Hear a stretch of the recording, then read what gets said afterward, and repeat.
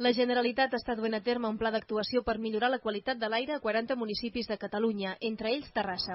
Per donar a conèixer les mesures i els resultats d'aquest pla, una exposició itinerant a bord de l'Ambibus està recorrent tots els municipis implicats. Aquesta setmana és el torn de Terrassa. L'Ambibus està instal·lat fins diumenge al Parc dels Catalans i en el seu interior, els plafons i maquetes expliquen per què l'aire de l'àrea metropolitana està contaminat i què es pot fer per evitar-ho. Per què està contaminat? A Terrassa, bàsicament, per la presència de partícules en suspensió inferiors a 10 micres. Aquestes partícules provenen de les obres i del trànsit rodat. El pla precisament contempla la reducció de la circulació un 5%. Per aconseguir-ho, entre d'altres mesures, cal promoure el transport públic. Com es fa això? Home, doncs posant una mica de pegues al cotxe, però sobretot afavorint el transport públic.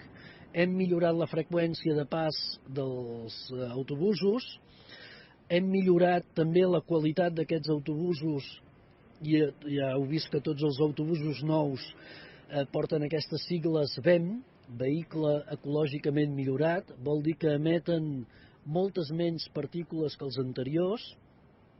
Des de l'Ajuntament també es controlen les obres perquè no aixequin més pols de la necessària, sobretot en demolicions i reformes. Terrassa fa 2 anys superava els límits permesos de partícules en suspensió.